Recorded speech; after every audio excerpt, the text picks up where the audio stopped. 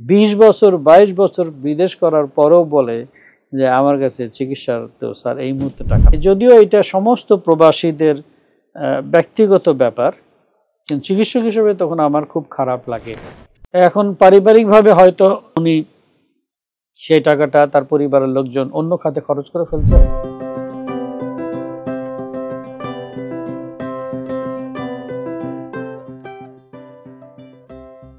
আসসালামু আলাইকুম, আমি অধ্যাপক ডক্টর এম এ বাকি, একজন হৃদরোগ বিশেষজ্ঞ, জাতীয় হৃদরোগ ইনস্টিটিউট ও হসপিটালের অবসরপ্রাপ্ত অধ্যাপক।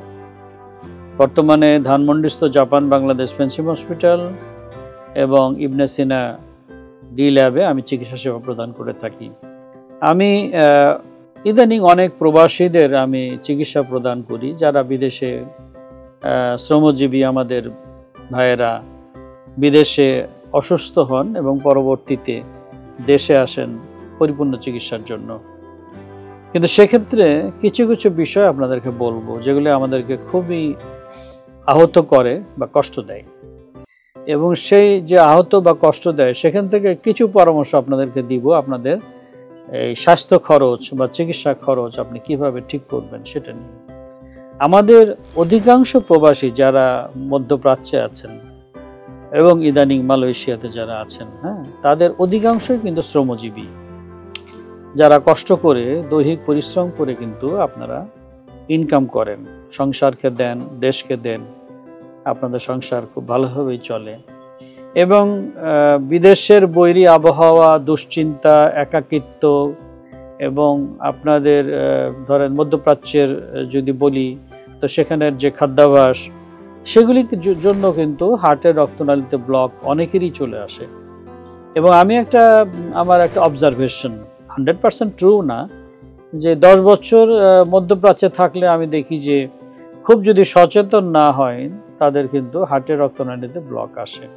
এর কারণ নিয়ে আগের ভিডিওতে আমি বলেছি যে যাদের প্রেশার আছে তারা খুব ভালোভাবে ওয়েল মেনটেন কন্ট্রোল করতে পারেন না, কারণ স্থানীয় কোনো চিকিৎসা কেন্দ্রে তারা যে রেগুলার যাবেন ওই ফ্যাসিলিটিস তাদের নাই, অথবা তারা ওষুধ কিনে খেতে পারেন না, ওষুধ শেষ হয়ে যাওয়ার পরে ওখানে অনেক দাম, বাংলাদেশ থেকে ওইরকম সরবরাহ খুব রেগুলার হয় না, আমার যেটা অবজারভেশন।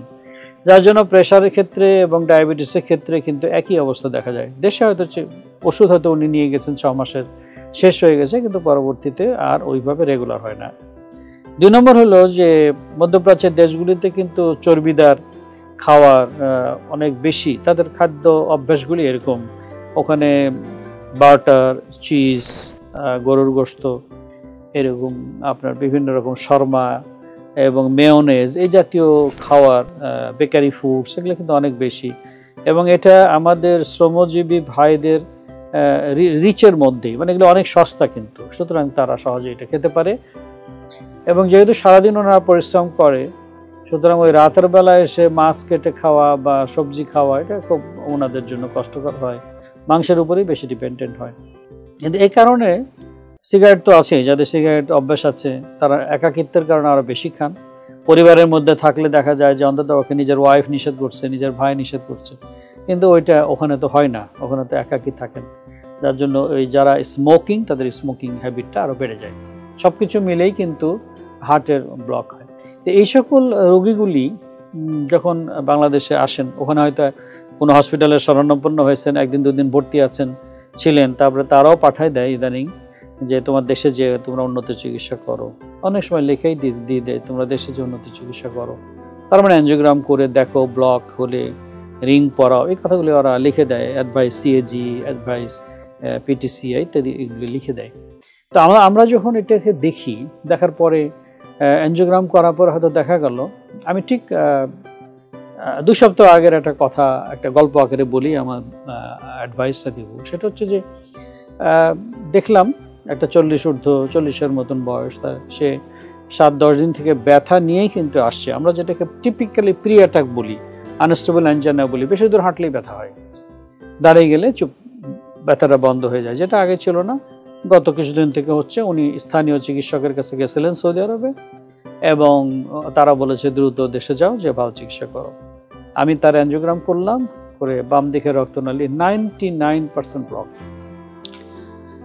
এখন সেটাকে রিং পরানোর যখন অ্যাডভাইস দেওয়া হলো, তো তার সঙ্গী যারা ছিল, বড় ভাই ছিল, তার আরও 3-4 জন সবাই নিয়ে আসে। তাদেরকে যখন বোঝানো হলো তখন স্ট্রেট নিষেধ করলো যে না, আমরা এটা করব না, পরে আমরা চিন্তা করে দেখব। এটা কিন্তু একটা ঘটনা না। পরে অন্য রোগীর কথা বলছি, যখন এরকম চিকিৎসা না নেয়, ঠিক আছে তুমি তার অল্টারনেটিভ চিকিৎসাতে যাও, সেটা তো সময় লাগবে, সেটাও তো টাকা লাগবে, সেটাও তো রাজি হলো না। বলে যে স্যার ওষুধ দিয়ে দেন, দেখা যাক ওষুধ খেয়ে কি হয়। এগুলি হয় কি, আলটিমেটলি ওই দেশে যে হার্ট অ্যাটাক হয় এবং যার পরিণতি খুব কম হয়। তো আমি বিদেশিদেরকে, যখন প্রবাসীরা আমার কাছে চেম্বারে পরে আসেন, যখন আমি বললাম তুমি এই দেশ থেকে এসেছো, তোমার তো ব্লক আছে, কিন্তু তুমি তো ব্লকের পরিপূর্ণ চিকিৎসা না নিয়ে তুমি কিভাবে যাবে? তুমি তো ওখানে শ্রমজীবী, তুমি যদি কাজ করতে না পারো, তুমি যদি কার্টুন টানতে না পারো, তুমি যদি বেশি হাঁটতে না পারো, তখন তো তোমার মালিক তোমাকে এমনিই রাখবে না। তো আমাকে একটা বলে যে স্যার আমার তো টাকা নাই, বা টাকা যার কাছে আছে উনি তো টাকা দিচ্ছেন না, এখন তো আমার হাতে টাকা নাই। আমি, যদিও এটা সমস্ত প্রবাসীদের ব্যক্তিগত ব্যাপার, কিন্তু চিকিৎসক হিসেবে তখন আমার খুব খারাপ লাগে যে 17 বছর 18 বছর একটা মানুষ প্রাণান্তকর কষ্ট করে তারা মরুভূমির দেশে বসে ফ্যামিলির জন্য তারা টাকা পাঠাচ্ছেন, দেশের জন্য রেমিটেন্স পাঠাচ্ছেন, কিন্তু তার চিকিৎসাটা কিন্তু করার জন্য যে টাকাটা প্রয়োজন, খুবই জরুরি, সে টাকাটা তার থাকে না। এখন পারিবারিকভাবে হয়তো উনি সেই টাকাটা তার পরিবারের লোকজন অন্য খাতে খরচ করে ফেলছেন, কিন্তু একটা মানুষ যে অসুস্থ হতে পারে এবং এই ব্যক্তি সুস্থ শরীরের জন্যই কিন্তু ইনকাম করতেছে, ও যখন অসুস্থ হয়ে যাবে তখন কিন্তু ইনকামের রাস্তাটা টোটালি বন্ধ হয়ে যাবে। তো সেক্ষেত্রে আমি আমার এই ভিডিওতে আমার এই ধরনের কিছু অভিজ্ঞতা, যেগুলো খুবই পেইনফুল অভিজ্ঞতাগুলি আমি শেয়ার করলাম।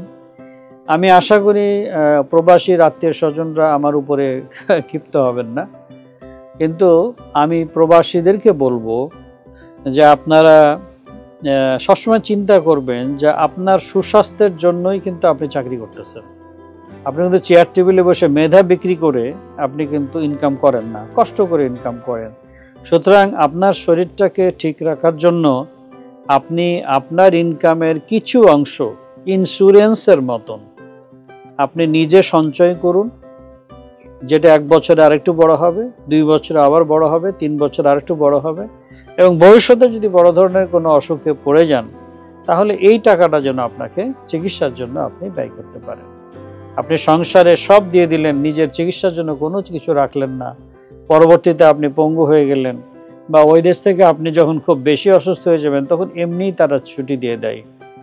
এখন কিন্তু খুব অসুস্থ কর্মীকে আর রাখেন না, তারা ছুটি দিয়ে দেয়, তখন এদেশে আসে, তখন আপনি কিন্তু বিপদে পড়ে যাবেন।